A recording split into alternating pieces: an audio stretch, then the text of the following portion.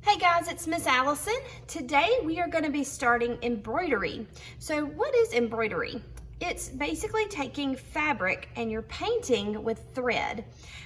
So what we're going to be doing is just learning how to set up our hoop and how to thread our needle, because that's probably the hardest part out of all of it, is to get everything set up. Once we do that, then you're gonna be ready to go as far as making your design. I'm gonna give you a suggestion in the last week of the month, in the next lesson, but we're gonna work on getting everything set up today. So, just like we did with our loom the first week of this month, we're just gonna get everything prepped and ready to go. And then once you've gotten that, then it's set and you don't have to worry about it. Okay, so this is what you're gonna need today. You've got your embroidery thread or embroidery floss. Basically the same thing. You've got a few different colors, and so you can decide what you wanna start with when we get started on our design. But we're gonna set that off to the side right now. You're gonna need your needle, and be careful because these are sharp, and so you don't want to poke it into your finger. This one might be one that you want to do around mom or dad or grandmother or whoever your grown-up is, just so that you make sure that you're being safe with this, okay? The next thing you're gonna need is your embroidery hoop, and I'm gonna show you how this works in just a second. And then you've got a piece of fabric. This is called burlap. You'll notice that you can see through it, okay? So if you hold this up to a window or anything that has light behind it, you're gonna be able to see through it. And that's gonna help us as we start with embroidery, okay? So I've got something on mine right there, probably some paint. But we're gonna go ahead and start with setting up our hoop, all right? So what you wanna do first, you see this screw at the very top. You want to remember lefty-loosey, righty-tighty. You may have heard that before, but if we turn this to the left, it loosens the brackets that are right here on our hoop, and it allows us to open up that outer hoop. You don't have to take it all the way out. Matter of fact, it's probably easier if you don't. But when I get it loose enough, these two will come apart, okay? And what we're gonna do is we're gonna set this down on our surface. We're gonna set the inner hoop down on the surface, and we're gonna put our burlap on top of it. You wanna make sure it's fairly centered so that we don't have any corners that like fly out or anything like that. The next thing we want to do is we wanna make sure, and that fabric's a little bit thicker, so we may have to loosen up our hoop just a little bit, but if not, you can push that hoop down onto, and this is where you may need some help as well. You can push that hoop down onto the inner hoop with the fabric in between. So let me show you what this looks like when I pick it up, okay? And I'm gonna tighten this some, but it's already pretty tight.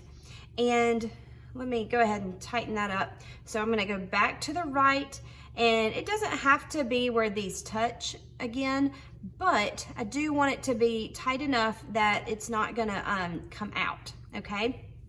So from the back, I see my inner hoop, and from the front, I see my outer hoop. And my fabric, you can see, is, let me do it this way. It's pretty tight, okay? But it's not like stretched, okay? I'm not pulling these fibers apart. I'm just making them where they're nice and tight, okay? So that is how we set up our hoop. All right, let's try that again. And when you've done this a few times, it's super easy to do, but that first time it might take you a few times to get it where it's just right. All right, so we've got our hoop. I'll do this again. Let me tighten it up. It's almost harder to tighten it up with it without fabric in it than it is with it, because it holds it together for you. All right, so I've got my hoop, it's together, okay? First thing I'm gonna do is turn it to the left, okay? I'm gonna let those two release. I'm gonna loosen that up just a little bit more so that when my fabric goes on there, I can have some room for it. And I don't have to go out all the way. I'm gonna center this over my inner hoop, okay? And then I'm gonna press this down if it will. If it won't, I can loosen it up again and make it a little bit bigger.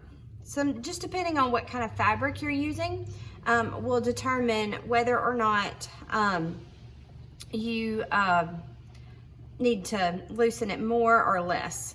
So once it's on there, and I'm gonna kind of pull from each corner. If my fabric does not feel like it's gonna be really tight on there, I don't wanna pull super hard because I don't wanna pull my hoop off. So I'm gonna tighten a little bit more, okay?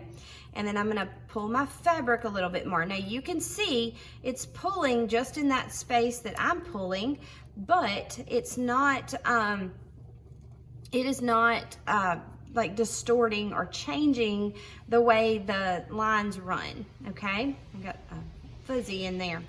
All right, so once I've got that set up, my fabric should be pretty tight, kind of like a drum top.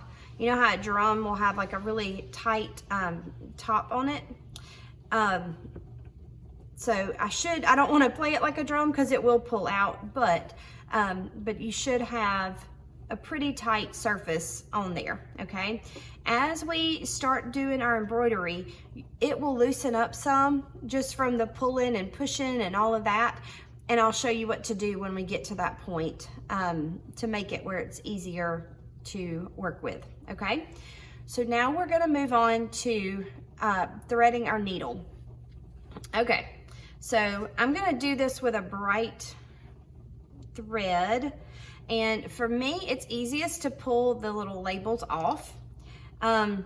You can just pull from one end, okay? So find one that's already got an end kind of sticking out, and you're just gonna kind of unroll this, all right? So you wanna be careful because embroidery thread can get tangled fairly easily, and so it's really easy to do that.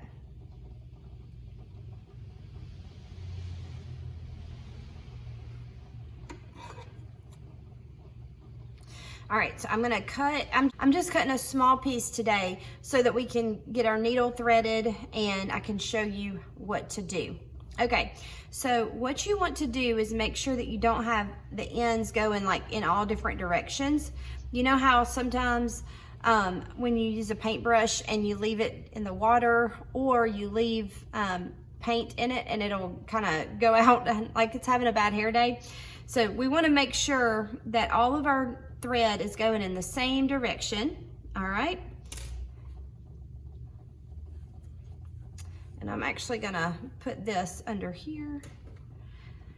Okay, so once we have all of our thread going in the same direction, we wanna make sure that we have a way of flattening this out. Now the easiest way to do that is to just kind of put it in your mouth. I know this sounds kind of gross, but so we're gonna put this in our mouth and we're going to flatten out the floss because the eye of our needle is a flat space. It's not round, this one is flat. So we wanna make sure that we have a flat floss when we do this. So when I get this flattened out, I can stick this through, and I may not get it the first time. I never do, I'll be honest with you. So what I can do is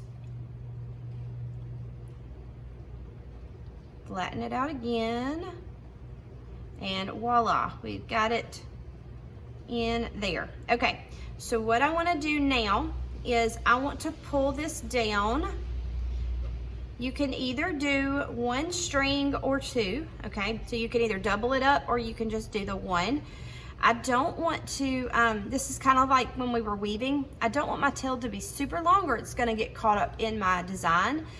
I'm gonna leave this, for right now, I'm gonna leave this one where it's just the one.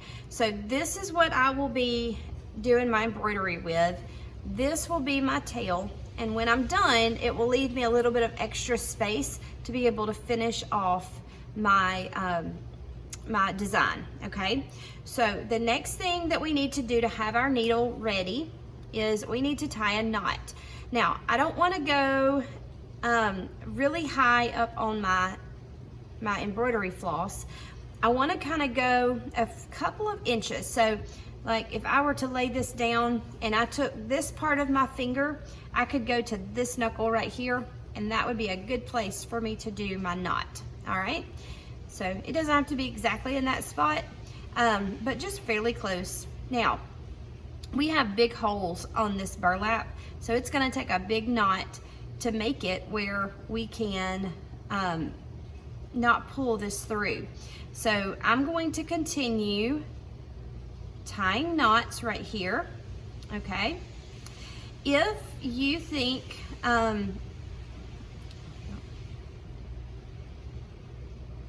if you would like to try your yarn for this, getting that through the needle will be a little bit harder, but it's doable, and I'll show you that in just a second as well.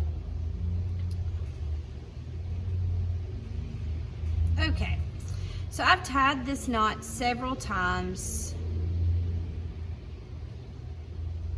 All right, so we should be good now.